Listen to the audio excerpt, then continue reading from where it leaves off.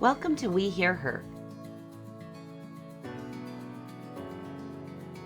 I'm Erin Trenbeth Murray, and I'm here today with another amazing woman who is sharing her story and insights into life lessons learned. Hi there, I'm Erin Trenbeth Murray with the We Hear Her podcast for women who succeed. Today, I get the pleasure of having a conversation with Liese Rodger, who I met recently from JP Morgan. And I want to tell you a little bit about her role and some of her background that brought her from California to Salt Lake, and looking forward to diving into all about her. So from her professional career, Liese is the vice president and banker in the Salt Lake City office of JP Morgan Private Bank. She works closely with affluent individuals and families who seek experienced guidance to help grow and expand their wealth. She serves as an advocate to scale the strengths of a financial powerhouse and deliver them at a local and intimate level. Liese draws from her background in commercial banking to offer an insightful perspective on the complex needs of business owners. She presents strategic approaches for a range of wealth management needs, gets transactions and exit strategies, lending, investing, and more. She has a particular interest in aligning her support with the ambitious goals of diverse and underbanked clients, including women, founders, and veteran-owned enterprises. She is passionate about creating a network of women wealth creators to offer financial literacy and best practices that can help elevate them to the next level. And as we've talked about many times in our podcasts and in our workshops with women who succeed, what an important role and element the financial independence and growth of wealth for young women and for women. She has her bachelor's degree from Brigham Young University, and where her consistency of purpose was evidenced through participation in Women in Business and the Investment Banking Club. Now she's a longtime resident of Utah and connects easily with others to learn about their stories and their backgrounds. Liese is a big foodie, which I'm excited to hear about. She loves making homemade pasta, so she'll be at my house next Thursday night, and enjoys monthly dinner parties and trying new restaurants in the area. She follows the discipline of running and lifting weights, which is an important part of her weekly routine. So Liese, thank you so much for being here. Thank you. It's an honor. I'm excited. There is so much happening here. Yeah. And where I want to start with is I loved that, we'll come back to your career, but I loved when we were talking before the podcast. You were speaking about identity, that your name tied to your identity versus your title is really relevant to you and how you approach life. And I'm just wondering if you could speak a little bit to that. Yeah. And it's especially having a unique name. It's Liese, but spelled Liese. It's a German spelling, and I've heard everything. Liese, Liese. Again, I told you. Liese, I could see. Right. And all of that, it's like, if you look at it, that's what you see. But it's very important to me. I don't ever expect people to get it right immediately, but my name is the first thing that you can, acknowledging a person's name is the first thing that you can do to say, I see you. Mm. And having a difficult name means that people have to put an extra effort to see me. And so I've had to really focus on who am I, not shy away from my name or the opportunities or and really think to myself, well, who is Liese? If my name is important and who I am is important, then I need to know that before I am anything else. And I love that. Speak to me a little bit about that, what you just described, theoretically, in relation to a very impressive title in your professional world. Vice President of, don't tell me, let me see. Vice President and banker in the Salt Lake City office of JP Morgan Private Bank. Yes. Yeah. That's quite a big job. Yeah, it is. Thing. It is. But it's also, I think, in finding who I am before my title, I've been in lots of different roles, and I found that throughout my career, the goal has always, well, what's the next title? What's the next title? And I found that once I was promoted to vice president, it's the same thing of like age, right? Your birthday comes and you don't feel any year older than you were yesterday. And realizing that, when I was a first year analyst, I looked up to vice president so much, and I thought, oh my gosh, like, I can't wait till that's me. And I just put them on this high pedestal. And now that I'm one, I'm like, I'm no different. I binge watch Vanderpump Rules during the week. So, no different. But then I realized it was really thinking through that and really realizing that it is just a title and anything can change. And maybe one day I don't have my job and then I'm no longer vice president, but I'm still Lisa. And so I better know who she is before I get too attached to the titles that I have. What would you share with us, maybe your personal values of who is Lisa? Yeah, I think, one of the most important things for me is to be authentic in who I am. And I know that's something that people say and hear all the time, but I think it was actually in an article I'd read a few years ago, and it was saying the one thing you should never do is abandon yourself. And so in everything that I do, I try to make sure that I'm honest, that I'm kind. And the hard part is I'm a bit of a people pleaser. And so in interacting with people regularly for my job, it's making sure that I don't abandon myself. Obviously I have clients that I work with, and there will be people I may come across that I might vibe really well with, and maybe there's people that I don't.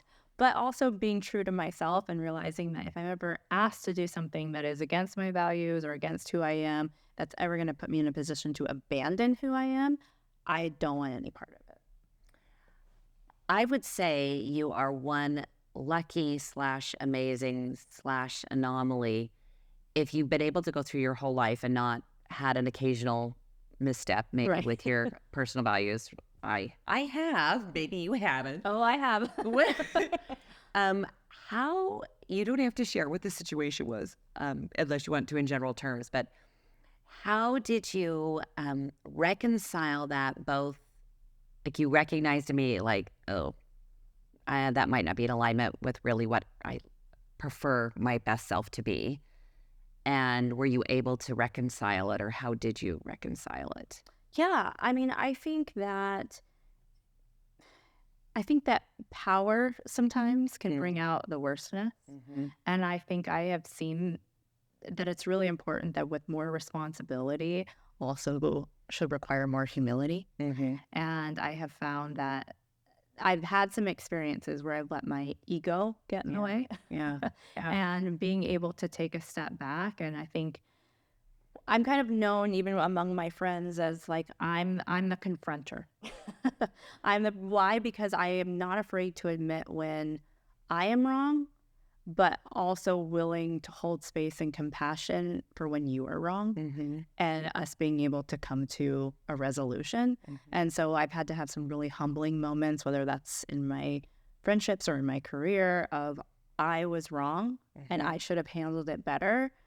I'm sorry that I put this on you. What can I do to change that? And there's been some relationships that have just not been able to be fixed. And there's been some that have been, now they're stronger just because none of us were willing to tiptoe around it. And it was okay to admit that I was wrong and I was not my best self. Yeah. You just got to own it.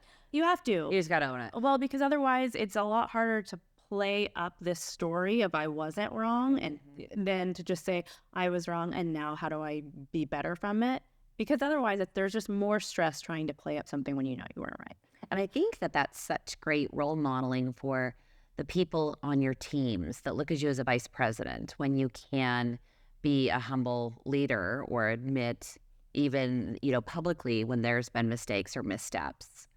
Not that you would ever make a mistake in banking, private wealth folks, but but that's the thing is that, we do make mistakes. Yeah. There's regulations we have to follow. There's things that are in place to, ensure that we don't, but we're not perfect, or there's things that we might have to say, oh, I apologize that it was done this way. We're going to do our best to fix it, to make it happen that way instead. We're still learning lessons. And I think that's kind of the benefit of it, is that finance isn't all automated. There's still people behind the technology. There's still people you have to have relationships with to make those decisions. But people aren't perfect.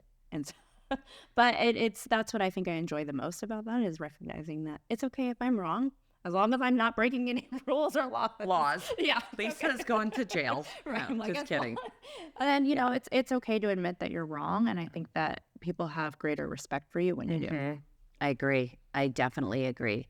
Now you're from California and you came here for college. Yes. And had you lived here before then? No. So I started college actually in California, and I then transferred to BYU. Okay. And then you left, you moved out of state, or you've been here the whole time? Mostly have been here the whole time. I've done, some short-term assignments, I've done in New York at different periods of my career, but I've always been drawn back to Utah. It's like there's like a cycle. It's like every 3 to 4 years, I get this itch to explore outside of Utah. And then I always end up Coming back. either I come back or I don't leave.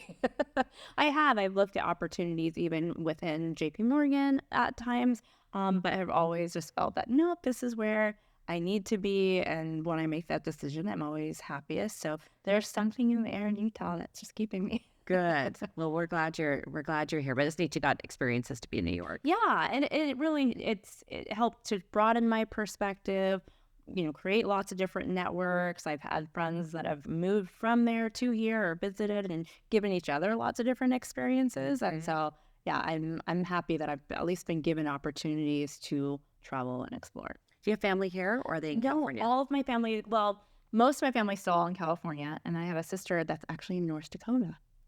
Nice. Yes. My niece is there as well. So I hate that they're so far away because I want her closer so I can spoil her more. But well, and before our podcast, we spoke briefly and you shared, I don't have children. And I wonder what that perspective would be like on the podcast. Yeah. And I would love for you to expand upon that because I told you today that several of the women that have been on our podcasts, whether they've chosen or for whatever reason, do not have children. And I think that what you were describing earlier is really important for both the women that hear the podcast and the young women also as they're kind of moving forward with their lives. Yeah, I mean, I think, I'm in my mid-30s, and sometimes that is scary because you go to doctor's appointments and they tell you if you were to have children now, you are considered geriatric. And I'm like, well, thank you. But that's quite the compliment. Maybe I'll switch doctors. Right.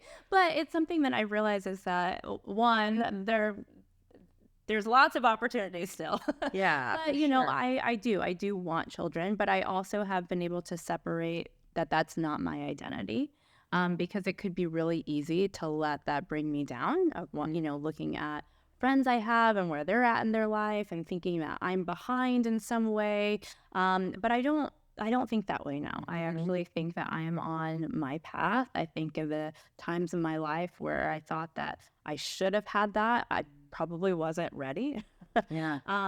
And I think that there's just a lot of value that everyone can bring to either if they want to have children in the future, that they can bring to their children's life, no matter what stage they become a mother, or if they choose not to, that's fine as well. But I think at the end of the day, no matter if you have children or not, you have to know who you are yourself before you take that on. Even if you have it, there's still time to figure that out. And so it's been very important for me to recognize that I can still have desires.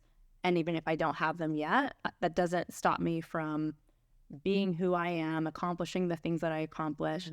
Actually, as an example with a friend, it was last week, I said, I remember, even from like my mother telling me at different times of like, oh, these are the types of things like certain kitchen appliances, maybe like a KitchenAid, of like you wait to have those things when you get married because then that you can put that in your registry. And I remember this was like about 12 years ago, I bought my first KitchenAid, and I remember thinking like, oh no, why am I going to wait for a man to buy? I could buy my own KitchenAid. I want a KitchenAid. I happen to be a foodie and I like to cook, so I'm going to buy a KitchenAid. Right, and it's something where it's like, it was like $400, but I think over the last 10, 12 years, the number of times I've used that KitchenAid, whether it's like making breads or birthday cakes or just the number of experiences I've been able to create just from whipping things up in a KitchenAid and with friends, with my family, that had I waited for somebody else to be in my life to be able to feel like now I can access those things, I think that would have been a shame. And so it was like, if I can do it now, why am I waiting on somebody else? They can come along later and enjoy it with me. Exactly. And I think to your point, looking back on, even though I have had children, every woman says should I have done this at this time? Should I not have done this at this time? Maybe I should have done that. I mean, it's just a journey. We just do the best we can. And I love the confidence and the um, recognition of who you are as an individual and a person and all that you bring versus the title of categories. Right. Right. Because that will always change. And the categories are never perfect. So if I say, well, I'm a woman who works outside of the home, but I have children, then it could be that I'm now in this category, or I'm an aunt and I'm in this box, Right. this category. So I love that. I also wanted back to the KitchenAid because I 120% could never use a KitchenAid if my life depended on it. I don't even know exactly what it is. I'm feeling like it might be a mixer of some sort. Yes. Okay. But my husband does all our cooking. But what I do love and appreciate is food and the relationships over food. Yeah. And the camaraderie and the love of fresh ingredients. And just it seems like that there must be a passion there for you in that creative place. Yes. And a lot of it stemmed from just the need for connection. Mm-hmm. When I was at BYU, I studied history, even despite, all my finance career. Okay. I studied history. And it was my last year of school. I'd already had a full-time offer to go work at Goldman Sachs at the time. And I remember I went to the advisor, because you're supposed to have like a certain number of courses that are within certain historical regions or time frames. And I went to them and I said, like, listen, I already have a full-time job offer. Like, I'm not going to be a teacher or a lawyer or a historian. Like, can I just pick whatever classes I want just to graduate? And I'm like, well, fair point. It's like history. Yeah. And so I did they offered for the first time ever, really, it was, my capstone was in food history. And so, everyone was picking things of, okay, well, maybe, the eating habits of the Spanish conquistadors into the New Americas, mine was on Coca-Cola. It's kind of an excuse to drink Diet Coke, but really one of the things I learned the very beginning of that semester was our professor had said, throughout history and all of time, the thing that have always brought people together and has ended wars, sometimes started them, is food. When you gather people together, oftentimes there's healing and you are able to strengthen bonds. And it's also it's disarming. Because think about it, if there's someone you're not getting along with, if you invite them to your home and you invite them to dinner, they're disarmed. Why? Because you just served them. They hate you less now, but really finding ways through food to connect with people, whether, because I've done that even with people if I don't know, I don't feel like I get along with them as much. I still want to include them. Our friendships are stronger. I've been able to deepen relationships. That's why things like Thanksgiving, where you go home to your family, and sometimes it ends to fights, but Family Thanksgiving. But, and also those are times where you become stronger and closer to family as well. So I found that through food, and even, think about it, celebrating birthdays. You pick where you want to go to dinner. Or, what kind of cake you want. Yes, a lot of things are around food, and it can heal people and really bring them together. So that's a lot of what's been my joy. I love to host, and yeah, that's what I tie a lot of emotion to food. Yeah, I kind of picked up on that at the beginning, the passion for sure. If you make your own pasta, if you do fresh pasta, you're all in. Tell me about the history piece. Who is your favorite female, I'm going to say, not even going to say leader, just favorite female outside of modern history? Oh, boy. That's a very good question. Wow.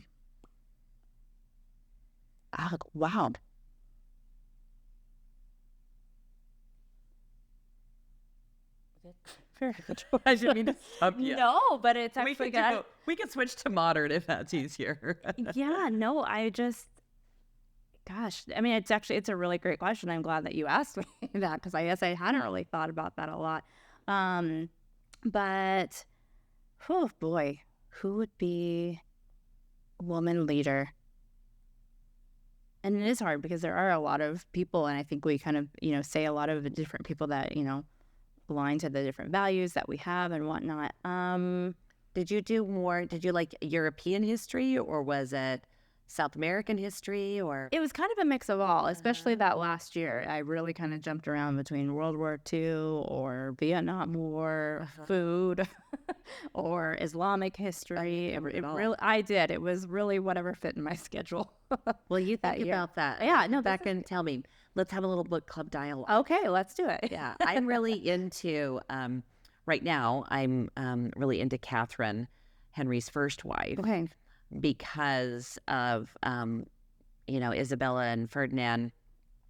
Just that was such a powerful country at the time. And then when he married Catherine, and everything was fine until she couldn't produce a male heir, right? And so, but her steadfastness and her belief that she was who she was, she's like, you can call me whatever you want. I know who I am, until her last breath. Right. Refused to be divorced from Henry or to be set aside, and just knew who she was as a woman. And that kind of is resonating with me, in that you're like, I am who I am. I'm authentic who I am, and it doesn't. I'm doing the best I can. You can title me whatever you want, but I'm Lisa. Yeah. And now I know this might be a silly one. For me, it's not silly, but I really loved Princess Diana. Nice. Yeah, that was one, especially, I'm into the royals. Yeah. Definitely. Yeah. But it's also something where I feel some of the things that she went through, I can resonate a lot with. I, on a personal note, have dealt with, eating disorders before. I've gone from being the shy person who didn't have a voice to being able to fight through things and multiple walls to be able to define who I am versus someone else defining who I am. A lot of pain in my life, whether it's through family or friends or relationships, and being able to have very beautiful, shining moments as well. Even something of through one of the most painful areas of her life, stepping out into what everyone called the revenge dress, where it was kind of her coming out of her new self, of on her own, and being able to shine and this is who I am. I don't care who anyone else wants me to be. And so I just think that it's very sad because she died at really the age that I am now. And it's just insane to me. But I just see that she also experienced so much pain in her life and was forced to carry on with a lot of grace, when I think she really should have been allowed to just let it out, or be able to have access to resources where she could Comparison. would Would have been awesome. something, or even just familial support could have helped. And so my heart kind of aches a little bit when I read and learn about her, but I also feel very inspired by her. Of it starts off as the fairy tale, right? Every little girl like, oh, the princess, Right. but then she kind of comes through and just like, nope.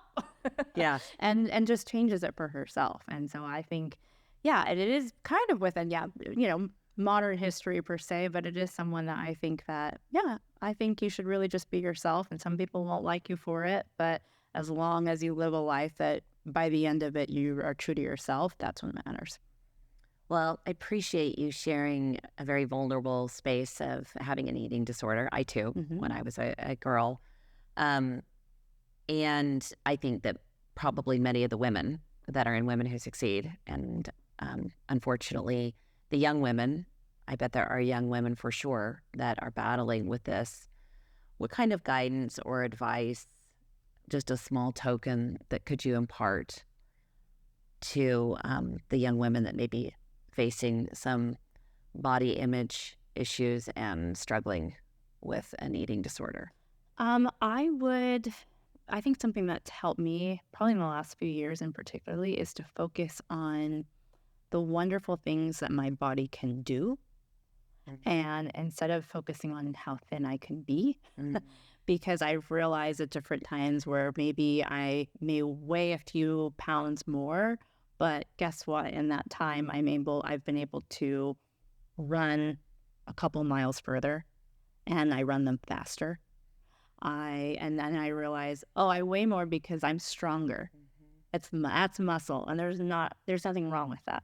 That can actually be amazing. And instead of punishing who I am, I can be championing who I am. And I know it's hard to feel that way, especially if you are looking at yourself through a lens that's tearing yourself down.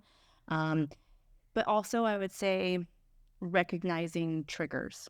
That is something for me where if I am feeling incredibly stressed out, I know that's a trigger for me. I know that that's when things kind of come back. Yeah. And being able to talk about it with people in a safe space, whether it's friends or making sure that I'm kind of scheduling things of like, of eating the right foods or finding joy in the food that I'm eating. Yeah. And not seeing food as something as it's a bad thing. But if, again, like I said, I have a lot of emotion tied to food, then not only can it gather people, but it can also looking at it as, no, it nourishes me. And so, I mean, one thing I've been doing actually this year, I've experienced a lot of high stress, and something I started doing midway this summer is I started juicing. Oh, yeah. And that was just something of like, I know I am terrible about getting all my servings of fruits and vegetables.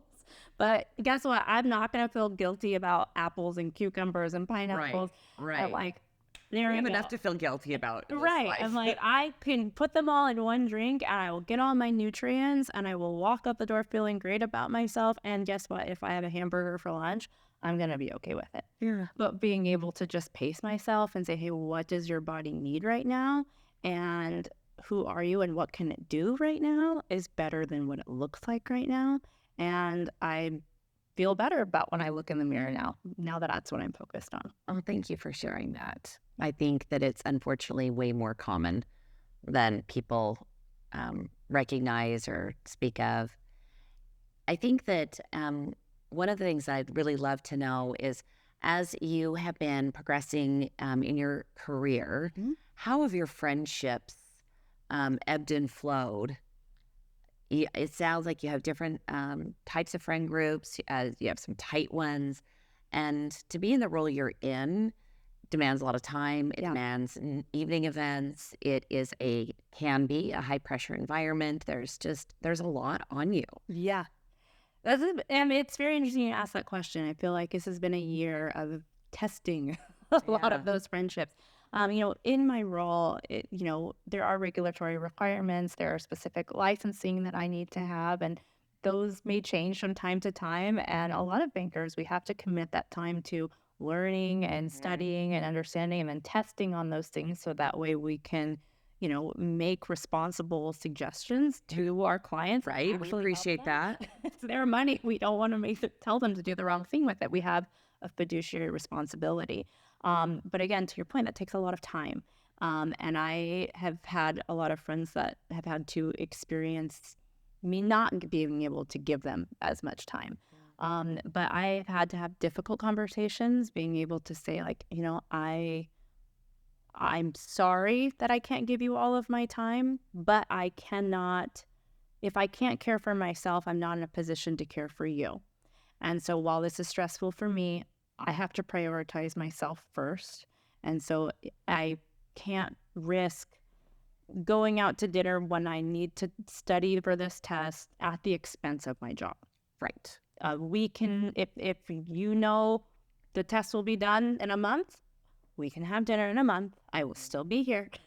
But this is important. And I think it's important to be able to set those boundaries, be able to be okay saying no. I think a lot of times we're quick to apologize. We're quick to try to say yes to everything to make everyone else feel okay. But I have learned it is okay to say no. And I sleep better at night when I tell people no, because I know that no matter how much they want me around, if I'm not around for myself after all of that stress, I'm not going to be my best version to them. So if they don't get me 6 months from now, that's fine. They can wait. But then there's also the contrast of the people who they want the best for you. So I had some friends I didn't see for several weeks, and I would wake up to someone sending me via text a Starbucks gift card.